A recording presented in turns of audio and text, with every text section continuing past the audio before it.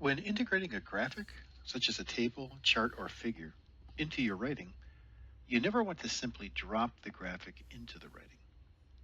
You want to refer to the graphic, perhaps introduce it, perhaps explain it, and occasionally even expand on it. But you never want to simply put a graphic in without some of these rhetorical strategies. The Publication Manual of the American Psychological Association, 7th edition, provides the following guidelines. In the text, refer to every table and figure by its number. In addition, when you call out a table or figure, also tell the readers what to look for in that table or figure. Some examples are given, as shown in Table 1, the demographic characteristics, etc., etc. Or Figure 2 shows the event-related potentials. Or of the results of the testing, and then in parentheses, see Table 3. Or of the comparisons, and then in parentheses, see Figures 4 and 7. APA notes do not write the table above or below, or the figure on page 32.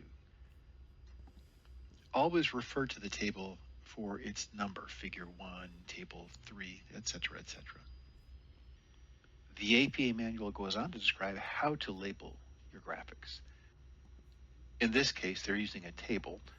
The table number appears above the table, and the table title appears one double space below the table number. It is in italics, whereas the number is in bold. So here is the table they're referring to. Table 1 is in bold. Double space below that is the title, numbers of children with and without proof of parental citizenship. It's not in bold, but in italics. Then you have the table itself. In this case, there are notes provided underneath the table. You can provide notes to the reader as needed. We will look at how professional writers apply the advice given by the APA manual. Please keep in mind that these examples are not necessarily using APA format and labeling their graphics, as we just seen, but their strategies in integrating the graphic into the writing are helpful in light of the tips that APA mentions. Don Norman, in his excellent book, The Design of Everyday Things, has the following on page 71. He writes, the 7-stage model of the action cycle can be a valuable design tool, for it provides a basic checklist of questions to ask. In general, each stage of action requires its own special design strategies and in turn provides its own opportunity for disaster. Then he introduces the figure. Figure 2.7 summarizes the questions. He lists 7 questions that figure 2.7 illustrates. The figure itself is posted below the questions. Note that the figure is identified, figure 2.7, and its title, the 7 stages of action as design aids. He does not use APA 7th edition format in his book. However, the way that he's integrating the graphic is helpful to the reader. He introduces it as figure 2.7, and he lists 7 questions that the figure illustrates. On page 29, he writes, it was extremely difficult to regulate the temperature of my old refrigerator. Why? Because the controls suggest a false conceptual model. 2 compartments, 2 controls, which implies that each control is responsible for the temperature of the compartment that it carries its name. This conceptual model is shown in figure 1.10a. So notice that he introduces figure 1.10a in the sentence. Then he writes, it is wrong. In fact, there is only one thermostat and only one cooling mechanism. One control adjusts the thermostat setting, the other the relative proportion of cold air sent to each of the 2 compartments of the refrigerator. This is why the 2 controls interact. This conceptual model is shown in figure 1.10b. So in this case, Norman has 2 graphics, 1.10a and 1.10b, alongside each other, and he refers to each one so that the reader knows exactly what the significance of the figure is in light of his paragraph.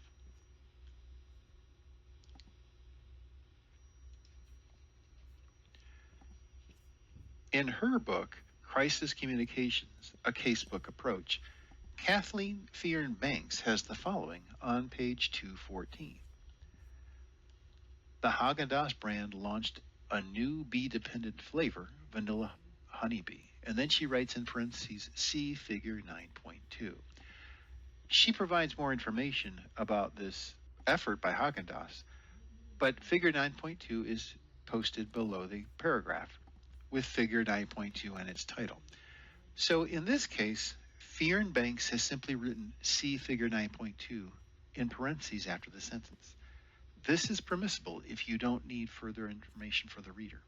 But she does refer to the figure in the paragraph so that the reader, when seeing figure 9.2, understands its significance. In her fascinating book, Involving the Audience, A Rhetorical Perspective on Using Social Media to Improve Websites, Leanne Keistman-Broach features the following on page 107.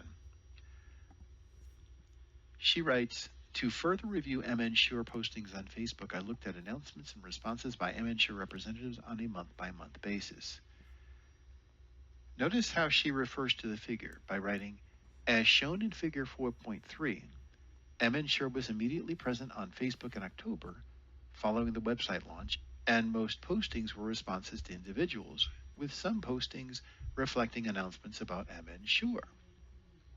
The author writes, as shown in figure 4.3 at the beginning of the sentence, and goes on to explain what the figure actually demonstrates. So in this case, Keistman-Broach is not simply dropping the figure in and saying, see figure 4.3. She's explaining to the reader some of what figure 4.3 is showing. She's guiding the reader and explaining to the reader the significance of the figure. On page 33 of her book, she describes journey maps. She writes, in journey maps, key steps are described along with perceptions of satisfaction, difficulties, or successes. Journey maps can be used for all sorts of customer experiences, including retail, transportation, or websites. As an example, see figure 2.1. This journey map is a sample of what the insurance application process might involve regarding mnsure.org. Notice how she identifies the figure. She writes, as an example, see figure 2.1. Then she directs the reader in what to look for in the figure in the rest of the paragraph.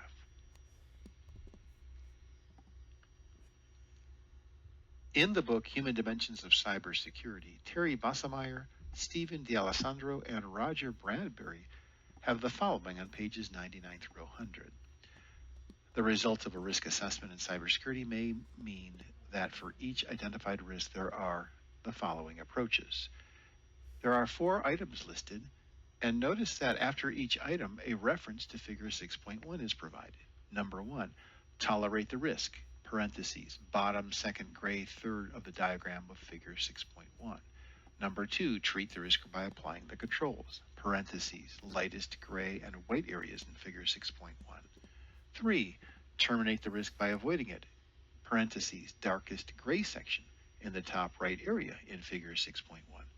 Finally, 4, transfer the risk through the insurance or agreement with other parties, in parentheses, also the darkest gray section, upper right-hand corner area in figure 6.1.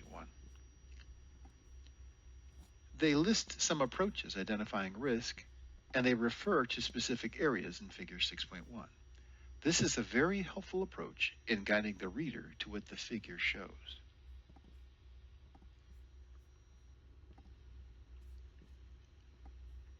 In the book, The Cybersecurity Body of Knowledge, Daniel Shoemaker, Ann Cohnke, and Ken Sigler write about legal and compliance issues in keeping data secure. On page 140, they write, shown in figure 3.1, one of these laws include the Health Insurance Portability and Accountability Act of 1996, HIPAA, the Sarbanes-Oxley Act of 2002, SOX, the Graham-Leach-Bliley Act, GLBA, the Payment Card Industry Data Security Standard, PCI-DSS, and various state notification and security laws. So in introducing the figure, they write, shown in figure 3.19. They then comment on some of the acts that surround the main title in the figure, data privacy regulations and laws. Thus, they help the reader see what figure 3.19 is illustrating. Overall, graphics are integrated into text to help show a concept, make an argument, provide evidence for a point, or explain something to the reader. You always want to introduce the graphic. In many cases, expanding on the graphic and explaining parts of it to the reader will help the reader understand the significance of the graphic.